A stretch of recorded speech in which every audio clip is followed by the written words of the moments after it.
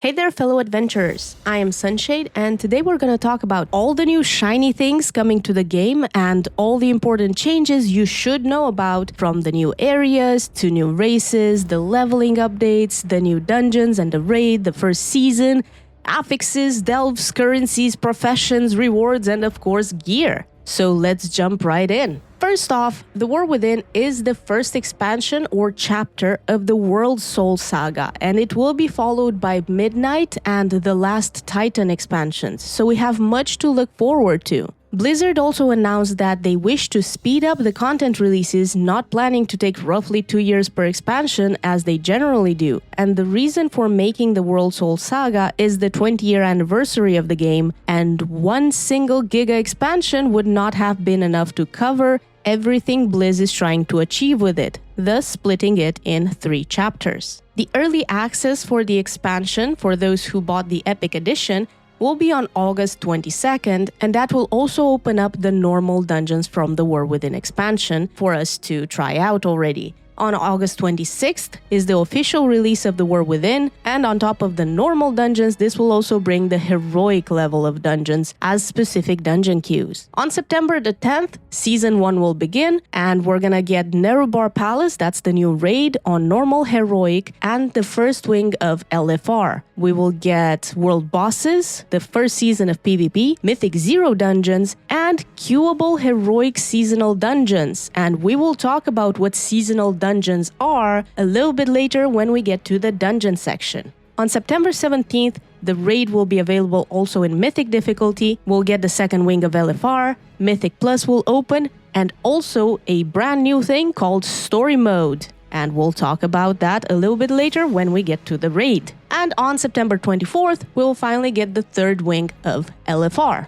Now, a couple of things from the War Within are already available on the live servers, like Warbands, the new map legend, skywriting, which is going to be available from the start in the War Within areas, by the way, so no more walking, cross-realm guilds, and so on. The XP requirements for leveling have been reduced heavily, especially from level 60 to level 70. It's about 75-80% reduction. The drag tiers will now start at level 10, down from level 58, as some of you may have noticed in your warband for drag tiers that you may have created and ignored. Another great thing that has already happened is the talent loadout increased from 10 loadouts to 40, so now we no longer need extra add-ons for them. The spellbook has been updated. We can remove passive talents. Everything looks better, bigger, things are easier to find, and we now have a search bar for it just in case. And if you don't like it so big, you can also make it smaller, just like we do with the map. We have new map icons and a new map legend for those newer players who are a bit confused of what everything means.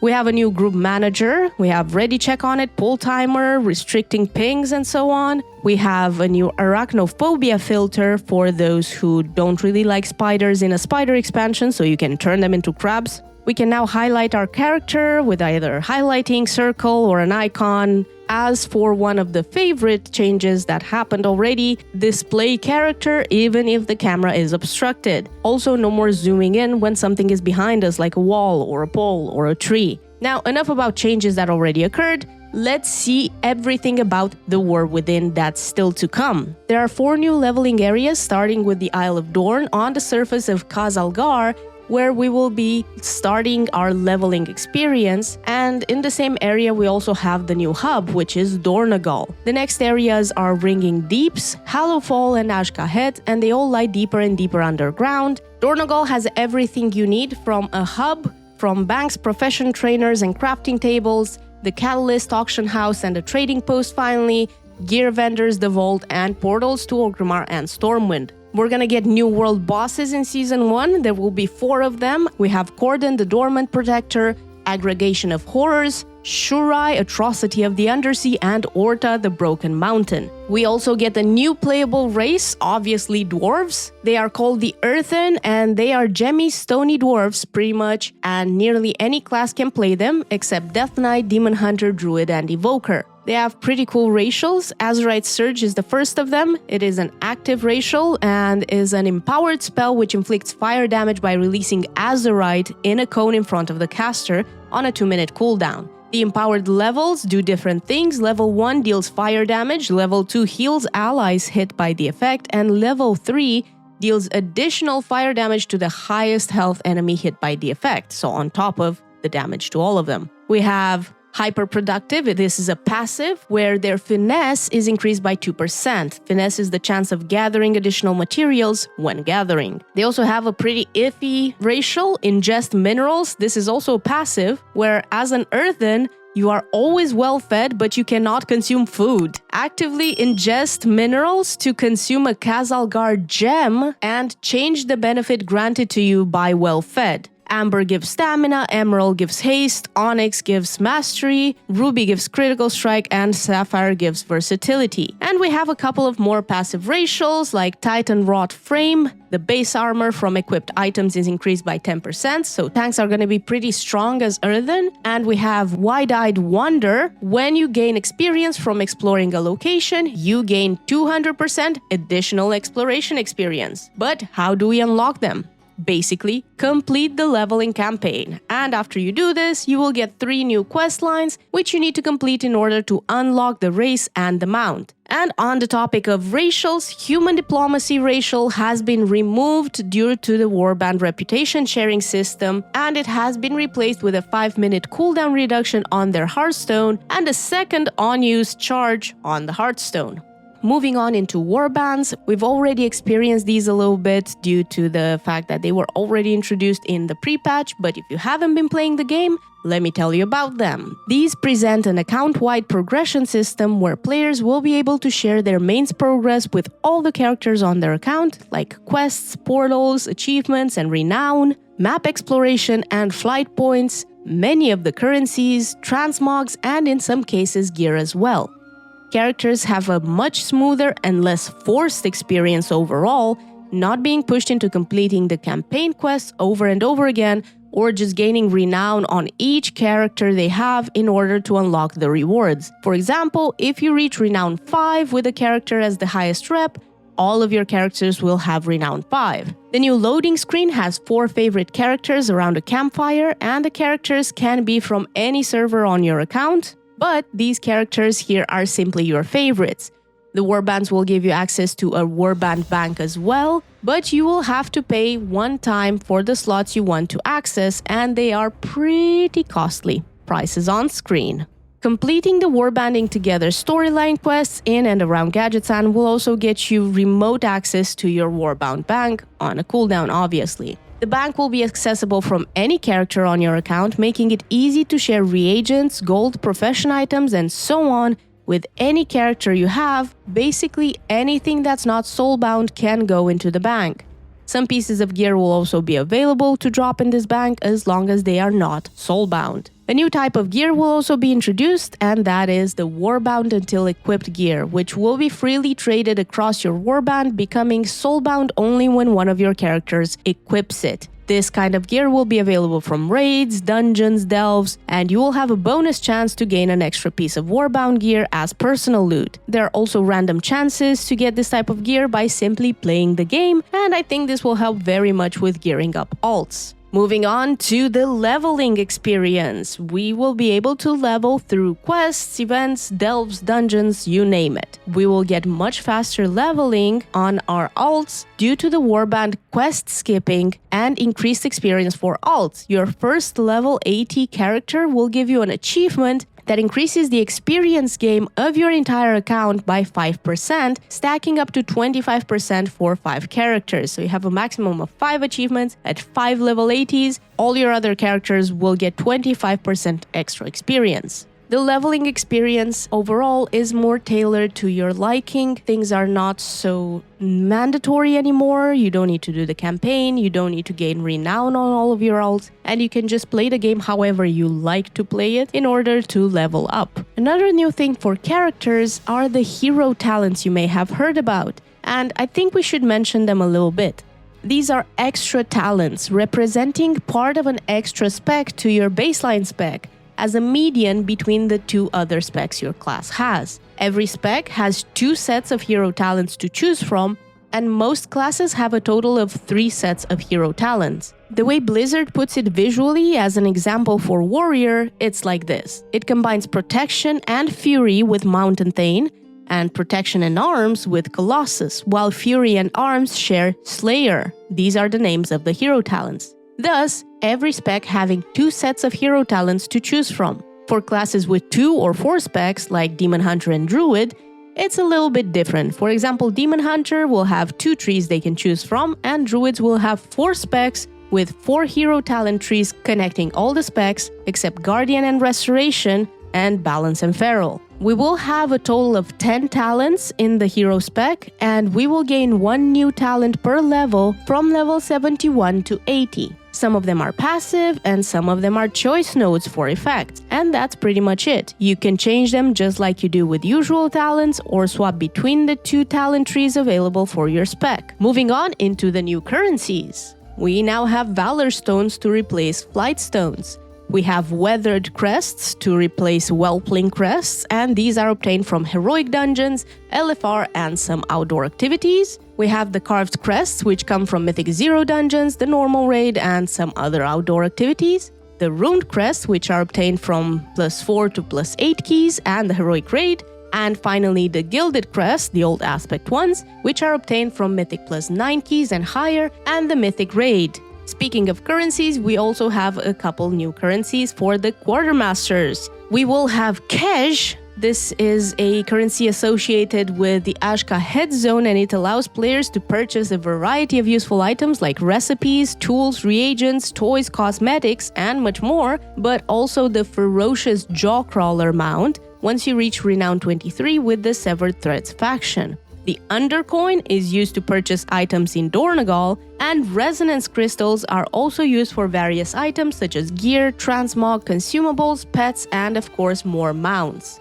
Moving forward into one of the completely new things that the War Within expansion brings, Delves. These are 1 to 5 player content mini dungeons, meaning you will not get a loading screen, and they are available on the expansion release. There are 13 different delves and 11 different tiers of difficulty, offering better rewards at higher tiers, and it takes about 10-15 minutes to complete each delve, depending on how much you go exploring and not fulfilling the requirements. They are spread out around the War Within areas, and you can run across them while leveling as well. You will be accompanied in them by Brand Bronzebeard, who will help you either by healing or DPSing, depending on what you choose for him, and he will gather materials from the delves and also share them with you or loot some of the mobs you defeat. In order to enter the higher level tiers, 5 to 11, you will need to successfully complete the previous levels without flopping too much. And you will be able to tell by the death counter on the right side of your screen, kind of like we have in Mythic Plus. Now, the delves are quite different from each other in terms of mobs, puzzles, powers you gain by defeating mini-bosses, looting treasures, and by the current atmosphere in the delve. Some of them may be dark and you need candles, sometimes they're infested by spiders, or you need to save someone, or they're in the void and you need to defeat totems, or they're underwater and you need to find the bubbles in order to breathe. It's all pretty fun and different.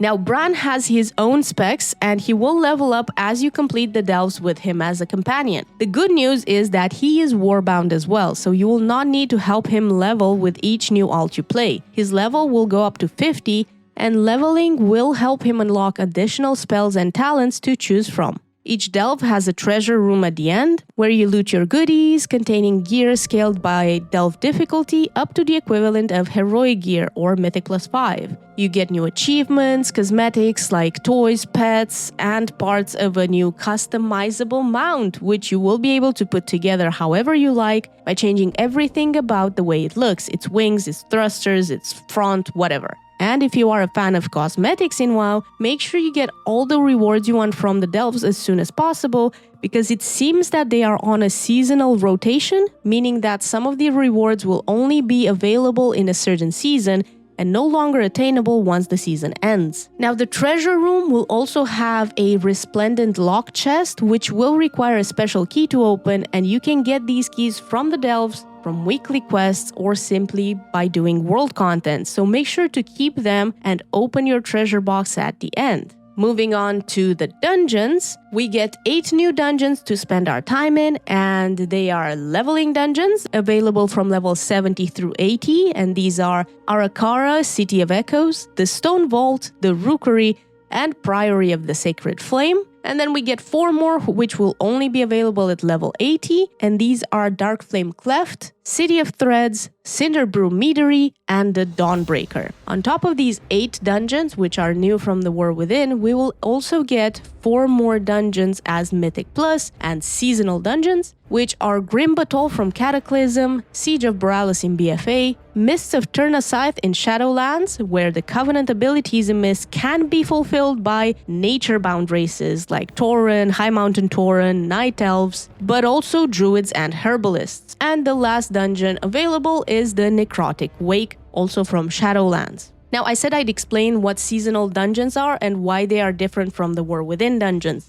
Basically, seasonal dungeons are the dungeons that are going to be available as Mythic Plus in Season 1, including those from past expansions. So when we talk about the heroic seasonal dungeons becoming available in the first week of Season 1 on September 10th, it means that these specific instances will be available in the Dungeon Finder as queuable content for heroic difficulty. But at the very least, you won't have to fly over to BFA or Shadowlands or Cataclysm in order to see them on a lower difficulty before jumping into Mythic Plus. The gear and item level drops from the dungeons on various difficulties and the vault are all mentioned in the spreadsheet that's linked in the description of the video. Moving on into the new Mythic Plus affixes. Now, a large amount of affixes from the past expansions are getting removed. You can say goodbye to Afflicted and Incorporeal, Bursting and Bolstering, Spiteful, Sanguine, Storming, Entangling, Raging, and Volcanic.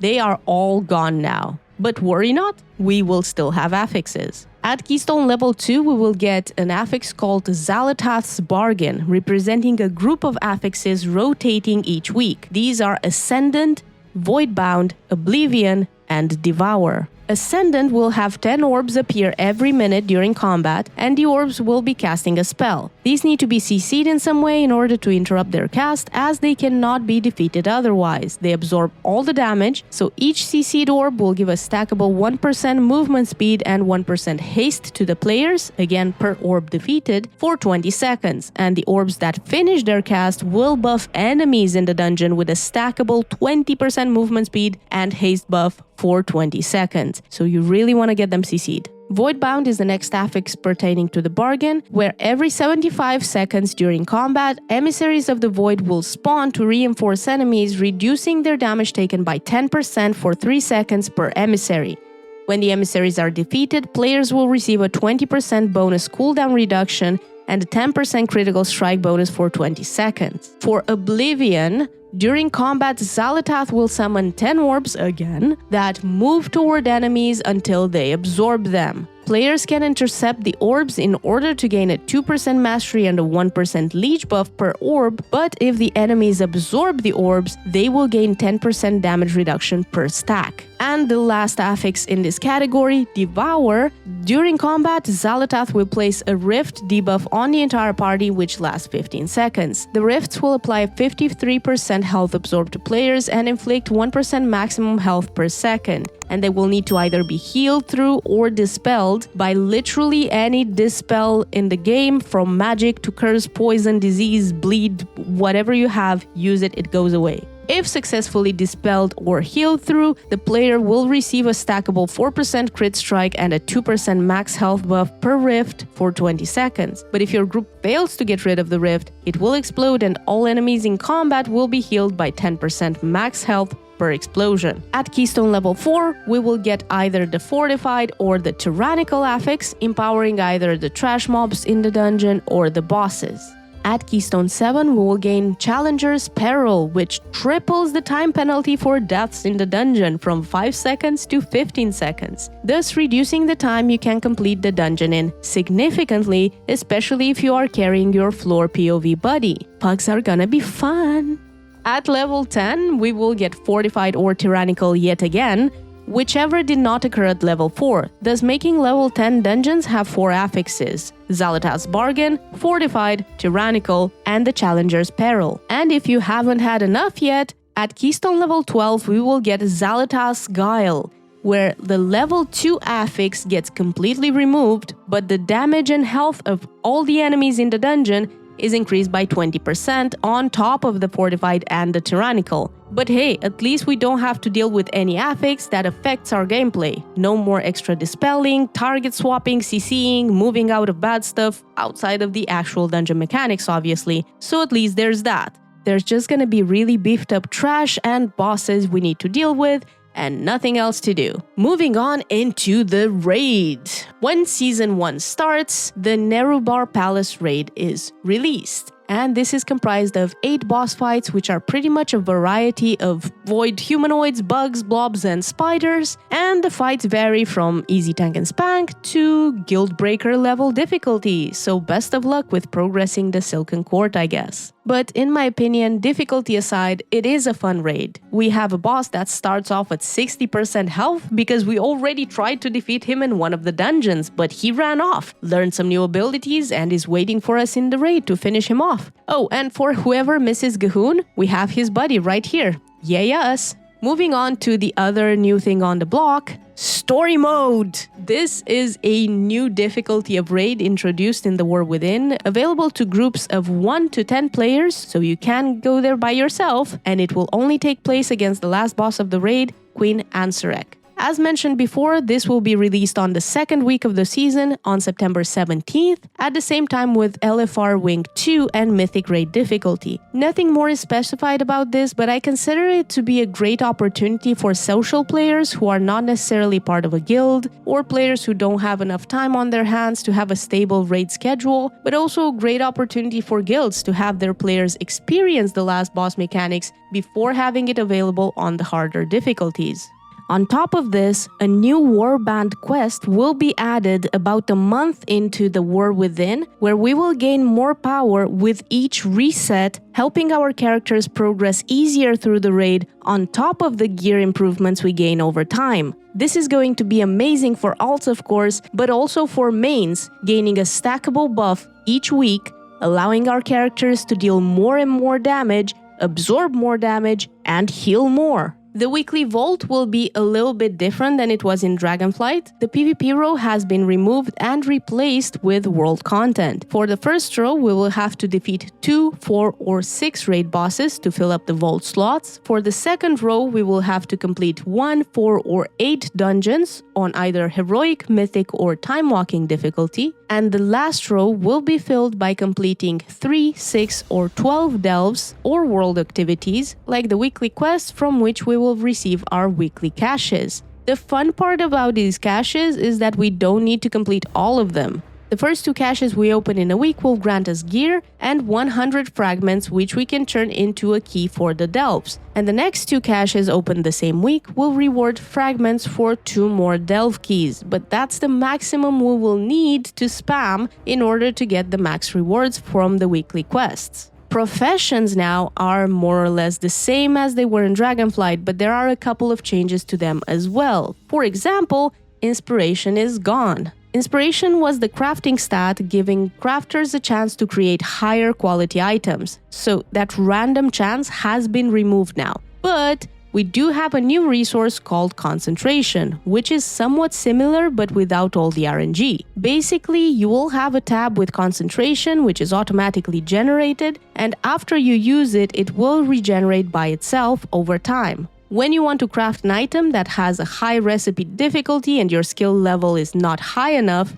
you can press the Apply Concentration button in your crafting window, which will give you the needed amount of concentration to guarantee the next rank. It will not spend any concentration higher than 1 quality level, so you can go from quality 3 to quality 4, but not from 3 to 5. Now, don't be afraid, RNG is not completely gone from our lives, and it is still around with the help of Ingenuity. This is a new statistic which gives the crafter a chance to restore part of the concentration used in a craft. Another thing that's coming with professions are the NPC crafting orders. The profession window is getting a new tab where you can see and complete NPC crafting orders, which are of varying difficulties, and they may or may not have the materials provided. However, unlike players, NPC crafting orders will grant you bonus rewards on top of the tip, one of the bonuses being knowledge points for your profession.